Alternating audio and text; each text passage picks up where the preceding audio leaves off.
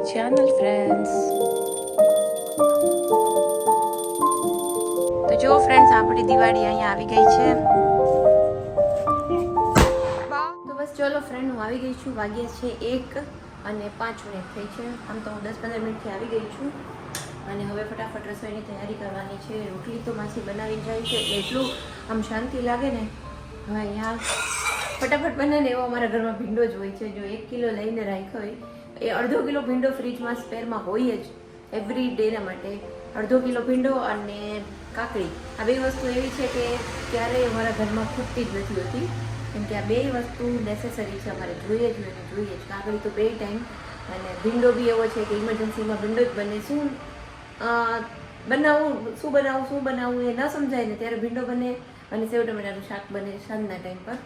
તો ત્યારે ફટાફટ ભીંડો બનાવી નાખો. ચાલો, રોટલી ભીંડા અને કેળા અને એવું જ છે. આજે બહુ જ બેઝિક જમવાનું છે, કેમ કે જમીને પાછું ફરીથી મારે બજારના થોડા જે કામો છે એ કરવા જવાનું. હોસ્પિટલનું ઇનોગ્રેશન કમ્પ્લીટ થઈ ગયું, એમાંથી જસ્ટ હજી માંડ ફ્રી થયા હતા. ત્યાં એક જ દિવસમાં દિવાળીની તૈયારીઓ સ્ટાર્ટ કરી દીધી છે. અને બસ હવે દિવાળીની ગિફ્ટ છે ધીમે ધીમે બધાને આપવાની છે. આ વખતે થોડો મારી પાસે ટાઈમ ઓછો છે, એટલે જેટલી મારાથી પોસિબલ થશે એટલી તો હું જરૂરથી પર્સનલી જ આપવાનું અમે પ્રિફર કરતા હોઈએ છીએ. એટલે ફટાફટ જો એકદમ ક્વિકવાળો ભીંડો છે, અને એવરી ટાઈમ છે ને સાદો ભીંડો બનાવવાનો આમ પછી એ ભાવતો નથી હોતો, એટલે હું ભીંડામાં 2-3 ટાઈપ્સ અલગ અલગ બનાવતી હોઉં છું. જો આ વખતે મેં બનાવ્યો છે કે જે આપણે ભરેલો ભીંડો હોય ને એની એકદમ જુગાડુ રેસીપી છે. ફટાફટ ભરવાની બહુ ઝંઝટ નહીં, અને આ ભીંડો ફટાફટ બની પણ જતો હોય છે. તો લસણ નાખી દીધું છે અને થોડી હળદર નાખી અને એને પહેલાં ચડવા દઈશું. મીઠું હું પહેલાં નથી નાખતી, કેમ કે મીઠું નાખીએ એટલે મીઠાનું પાણી થાય એટલે ભીંડો વધારે ચીકણો થતો હોય છે. એટલે ભીંડાના શાકમાં મીઠું છે ઓલવેઝ લાસ્ટમાં જ એડ કરવાનું, જેથી ભીંડો બહુ ચીકણો ના થાય. અને અહીંયા જો મેં લીધો છે સિંગદાણાનો ભૂકો, એમાં ચટણી, થોડું ધાણા જીરું એડ કર્યું છે, અને બસ એને મિક્સ કરી દઈશું. આપણે જે ભરેલો મસાલો બનાવીએ એ જ રીતના, પણ અહીંયા મેં હળદર પહેલાં એડ કરી દીધી હતી. અને બસ મસાલો પ્રિપેર કર્યો છે. મસાલો છે જે આપણે ઉપરથી એડ કરીશું. ટમેટાં પણ લાસ્ટમાં જ એડ કરવાના. અહીંયા હવે મેં મીઠું એડ કર્યું છે બીજા મસાલાની સાથે, અને બાકીનો જે આપણો મસાલો બનાવ્યો હતો એ રેડી કરેલો એડ કરી દઈશું.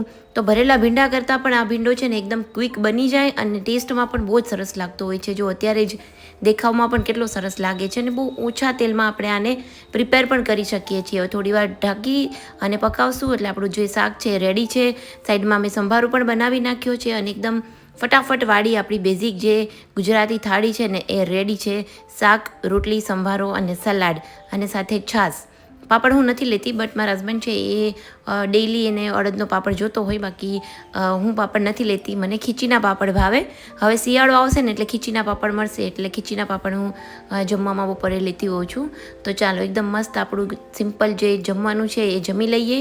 અને જો અહીંયા બીજા દિવસનો આ વિડીયો છે. મેં બધી જ ગિફ્ટ્સો કાઢીને રાખી છે, જે અમને ઓપનિંગમાં તો મળી એ નથી. આ બધી તો લાસ્ટ યરની અમુક વધી છે એ છે, પ્લસ અમે આખા વર્ષમાં એક સ્ટોક કરતા હોય છે ગિફ્ટનો, એ બધી નીકાળી છે. બા બીક લાગી મને તો. રક્ષુ અને પ્રહાન બે મંડા છે ફટાકડા ફોડવા અગાસીમાં. આગળ દબાવી રખે થોડુંક, નહીં તો આખું નીકળી જાય.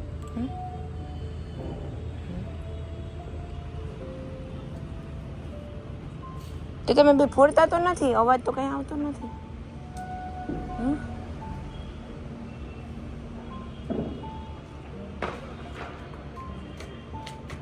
પકડ ના તો એ તો અહીં નીચે મૂકી દેવાય. હાલે, મારે નીચે જવું છે. આમ જો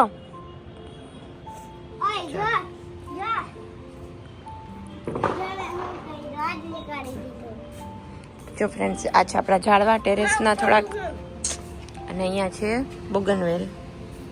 મસ્ત મજાના જો એમાં ફૂલ આવ્યા છે બોગનવેલમાં. પિંકી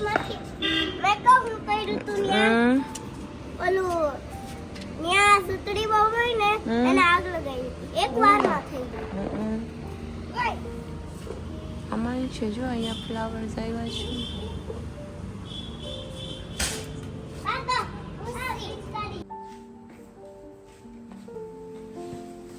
તો ચાલો ફ્રેન્ડ્સ, જો દિવાળીની બધી ગિફ્ટ છે ને એ પેકિંગ કરવાની ચાલુ કરી દીધી છે. ઘણી બધી ગિફ્ટ છે ને અમારી પડેલી હતી ગયા વર્ષની થોડી લીધેલી, તો પછી હવે ભંડારણ પેક કરી અને બધા ડૉક્ટરને આજે મારે દેવાના જવાના છે. આ થેલો તો જો ભરીને રાખ્યો છે. તો અહીંયા જેટલી પણ ગિફ્ટ છે ને એ બધી જ મેં રાતે તો એક બેગ ભરીને ગિફ્ટ છે જે ગઈ રાત્રે એ પેક કરી દીધી છે અને સ્ટીકર્સ પણ લગાવી દીધા છે. હમણાં હું જઈશ બધાને દેવા માટે અને એ પછી હજી મારી પાસે થોડો ટાઈમ હતો તો 2-3 મેં કીધું હજી પણ પેક કરી દઉં. તો મેં બધી જ વસ્તુ ઘરમાં જ રાખી છે. આખા વર્ષમાં ગમે ત્યારે મારા હસબન્ડને જરૂર પડે એટલે ટેપ છે, પછી ગિફ્ટિંગના પેપર્સ છે, વિશિસ કાર્ડ્સ છે, એ ગિફ્ટિંગનો જેટલો બી સામાન હોય, પેકિંગનો જે બી સામાન હોય એ બધું મેં પરચેસ કરી લીધો છે. અને જો અહીંયા બધી જ વસ્તુઓ આપણી રેડી છે. અહીંયા પણ 2 ગિફ્ટ પડી છે જે મેં હમણાં પેક કરી છે. તો આ બધી જ ભરીને ગિફ્ટ કરીને પેક કરીને રાખી દઉં, કેમ કે કોઈને કોઈ મળવા આવતું હોય તો મારા હસબન્ડને ઉપરથી લઈને સીધું એને આપવાનું જ રહે. તો જો અહીંયા બધો આ સામાન પેક છે. હવે હું કારની વેઇટ કરું છું. માસી આવી ગયા છે, માસી એનું કામ કરે છે, એટલે હવે હું નીકળી શકીશ. મારી પાસે 2 થી 3 કલાકનો અત્યારે ટાઈમ છે.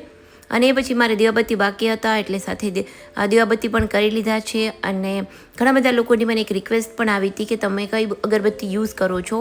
લાસ્ટ થોડા વિડીયો પહેલાં મેં એકવાર બતાવ્યું હતું કે હું ફૂલ જે બ્રાન્ડ છે એની અગરબત્તી યુઝ કરું છું કે જે કેમિકલ એમાં નથી હોતું અને આંખો પણ નથી બળતી હોતી અને બહુ સરસ એકદમ જે મંદિરોના વેસ્ટ ફ્લાવર્સ હોય છે ને, જે કચરો નીકળતો હોય ફ્લાવર્સનો, એ કલેક્ટ કરી અને આ બ્રાન્ડ છે એ અગરબત્તી બનાવે એવું ક્લેમ કરે છે. તો આમાં મારી પાસે ઘણી બધી અલગ અલગ સ્મેલ્સ છે, જેમ કે નાગચંપો છે, મારી પાસે ડોલર છે, ધૂપની છે, પ્લસ સિટ્રોનેલા બહુ સરસ છે, એનાથી મચ્છર નથી આવતા. એવી રીતના 5-6 મેં અલગ અલગ મંગાવી હતી. તો આ ધૂપની જે અગરબત્તી આવે છે ને એ હું ડેઈલી કરતી હોઉં છું, એમ કે મને એની સ્મેલ ગમતી હોય છે એટલા માટે. તો બસ આ એક ફૂલ બ્રાન્ડની અગરબત્તી છે. બ્લિંકિટમાં ને સ્વિગી ગ્રોસરીઝમાં ને એમાં મળતી હોય છે. અમારે તો અહીંયા નથી મળતી એટલે મેં ફૂલ જે એમની પ્રોપર વેબસાઇટ છે ને મેં ત્યાંથી જ ઓર્ડર કર્યો હતો. તો બહુ સરસ અગરબત્તી છે, સ્મેલ પણ સારી છે અને એ યુઝ કર્યા જેવી છે. મતલબ ઘણા લોકો મારા ગ્રુપમાં યુઝ કરે છે. તો બસ ચાલો ફ્રેન્ડ્સ, આ વિડીયોને આપણે અહીંયા જ એન્ડ કરીએ. હવે અગરબત્તી કરી, દીવાબત્તી કરી અને પછી હું નીકળીશ બધાને ગિફ્ટ્સ આપવા માટે. તો આપણે જલ્દીથી મળીશું નવા વિડીયો સાથે. ફ્રેન્ડ્સ, આ વિડીયો તમને ગમ્યો હોય ને તો વિડીયોને લાઇક, શેર અને અમારી ચેનલને સબસ્ક્રાઈબ જરૂરથી કરજો. ઘણા લોકો વિડીયો જોવે છે પણ સબસ્ક્રાઈબ નથી કરતા. તો યસ, સબસ્ક્રાઈબ જરૂરથી કરજો અને વિડીયોમાં લાઇક કરજો, કમેન્ટ કરજો. લાઇક, શેર અને કમેન્ટ કરવાથી વિડીયો થોડો બૂસ્ટ થતો હોય છે. એટલા માટે એક લાઇક અને વિડીયો કેવો લાગ્યો એ બસ કમેન્ટ દ્વારા જણાવજો. ચાલો મળીશું નવા વિડીયો સાથે. ત્યાં સુધી બધાને આવજો અને દિવાળીની ઢેર સારી શુભકામના.